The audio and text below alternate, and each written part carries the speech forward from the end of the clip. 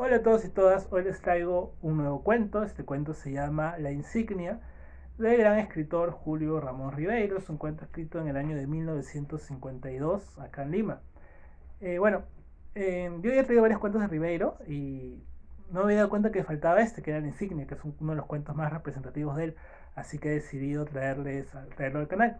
La Insignia es un cuento muy interesante porque es un cuento que tiene mucho misterio y suspenso, y además tiene algo que se puede llamar absurdo, ¿no? Que es lo que hacía Kafka. Situaciones muy reales, situaciones que no podrían pasar en la vida, situaciones descabelladas, disparatadas. Esto tiene este cuento, ¿no? Que es muy bueno, y te lo voy a explicar. Está escrito en primera persona por el narrador, que te va a contar lo que pasó y lo que vivió y lo que sigue viviendo al encontrar una insignia. Él se entiende que estaba acá en Perú, en Lima, y encuentra en un basural eh, una insignia. Entonces, bueno, decide usar la insignia y me empiezan a pasar cosas raras al usarla. Dice que una vez va a una biblioteca y un bibliotecario se le acerca y le dice, él le hace muecas, él lo ve raro y le dice, aquí tenemos algunos libros de Pfeiffer. El narrador se queda intrigado de qué él está hablando y luego sigue diciendo, sí, de Pfeiffer, él estuvo en Pilsen, es decir, en la ciudad de Pilsen, y murió de bastonazos. Pilsen queda en Praga. Y eso le dijo el bibliotecario, ¿no? Es como si uno estuviera en la biblioteca y de nada un bibliotecario viene y te dice eso, te quedas como que en shock. ¿Qué está diciendo? Porque está hablando de un escritor Pfeiffer que no conocía y que fue muerto en Praga por bastonazos, ¿no? Entonces fue algo raro. Pero no le hizo mucho caso y se fue de ahí. Después viene otra cosa rara, está caminando, viene un hombre muy rápido, le da un papel y le dice, acaba de haber una exposición a tal hora y tienes que ir. De curioso el narrador va y va a ver que efectivamente pasa con este papelito en esa dirección y ve a un hombre que está dando conferencia. Eh, pero no se sabe, al final él vio toda la conferencia, todo el mundo tenía esa insignia, pero no entendió nada de la conferencia, no se hablaba de cualquier cosa, eran temas banales, no se sentaba en nada, incluso una pizarra negra puso como trazos con tiza roja. Era todo muy raro y no se entendía qué es lo que estaba pasando. Ya cuando acabó todos se fueron y él antes de irse se le acerca el conferencista y le dice, tú eres nuevo, ¿no? Y él le dice, sí. Y le dice, ¿cómo obtuviste la insignia? Pero el narrador en vez de decir que se la encontró, miente. Y recuerda al bibliotecario. Y dice, el bibliotecario de tal lugar me la dio. Dijo, él es un buen amigo. Entiendo. Y también le dice, y le habla del libro, perdón, le habla de ese autor Pfeiffer. Y decía, el que murió en Praga, ¿no? Entonces, gracias a eso lo salvó y pudo seguir en ese lugar, en esa especie de grupo desconocido de la insignia.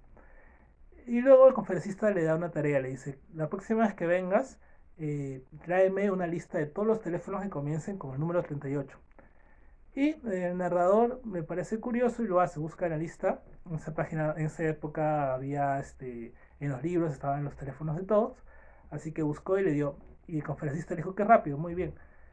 Y le empezó a dejar más tareas y más tareas y más tareas. Y eran tareas súper raras.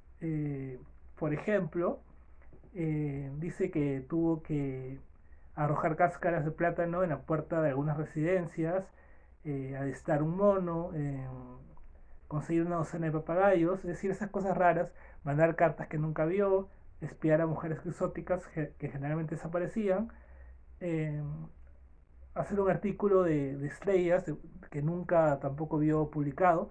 Es decir, decían hacer cosas raras que él no sabía para qué, pero las hacía. Y como era tan constante en lo que en las tareas que le dejaban, empezó a subir, a subir, a subir, a subir de puesto. Incluso en muchos años logró ser el presidente de esa organización. Y al final acaba diciendo, han pasado ya 10 años desde que me encontré esa insignia y ahora soy el presidente de esta organización. Pero si me preguntas a qué se dedica la organización de la insignia, no sé, él no sabe.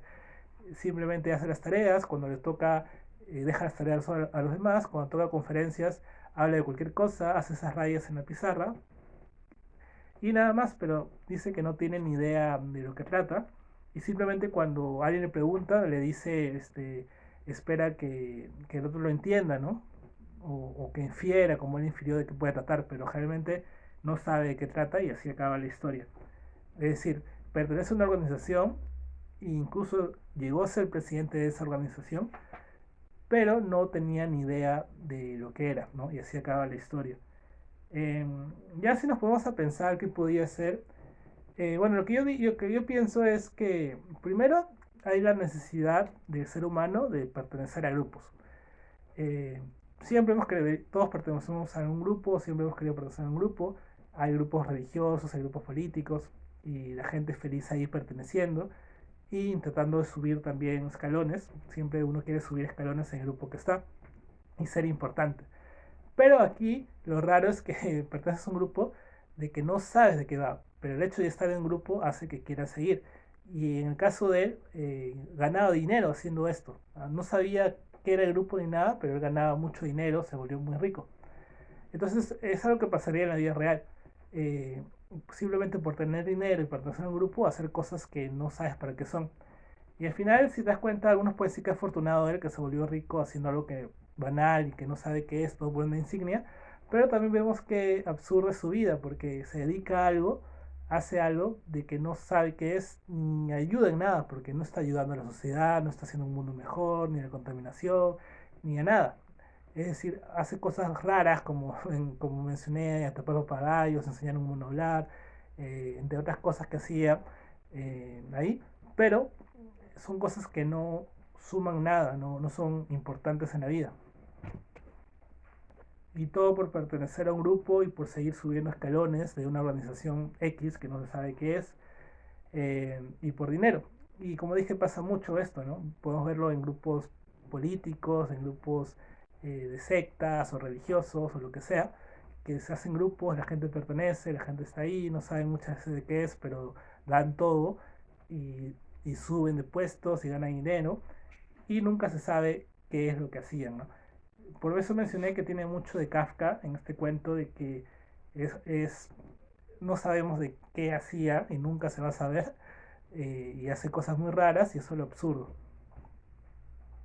Y algo ya en lo personal también me pareció curioso en que se dedica a algo de que probablemente no solo no sabe lo que es, sino que probablemente para mí es una organización de algo malo, porque cuando me puse a analizarlo, dice algunas cosas como por ejemplo, a ver acá, dice, tuve que hacer cosas, ciertas misiones confidenciales, como llevar cartas que jamás leí.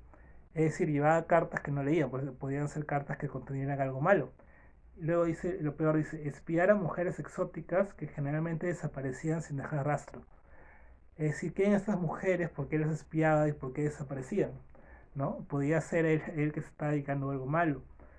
Eh, También algo que puede ser malo es que también dice, me ocupé de arrojar cáscaras de plátano en la puerta de algunas residencias escrupulosamente señaladas. Es decir, arrojar cáscaras de plátano en un lugar se puede considerar un acto vandálico. Es decir, al final él estaba haciendo cosas malas, si lo pensamos bien. Incluso dice, parece cosas de espías, porque incluso también dice que hacía bigotes falsos. Entonces podía ser que estaba trabajando en algo totalmente malo, pero no le importaba descubrir con tal de ganar dinero, con tal de subir puestos, con tal de pertenecer a un grupo, no le importaba que ese trabajo que se dedicara de repente era un trabajo negativo y malo, ¿no? Por eso siempre hay que saber qué es lo que uno está haciendo y tratar de que lo que haces tenga algún beneficio, no solo de dinero o de subir escalones, sino algún beneficio a la sociedad o incluso a uno como persona. Es como lo veo yo, ¿no? Porque también puede ser la lectura de qué buena su vida, de que sin saber qué hacer, ni sin saber a qué se dedicaba, ganaba dinero, ¿no? Pero en mi caso no lo veo así. Y bueno, es un gran cuento de misterio, porque como mencioné, queda esa duda, de repente algunos tienen alguna teoría de qué pudo ser ese grupo, esa secta a la que él pertenecía. Bueno, comenten qué opina y también cuál es su cuento favorito de Ribeiro para ver también si le hago alguna resumen y análisis. Muchas gracias, suscríbanse, compartan y comenten. Nos vemos.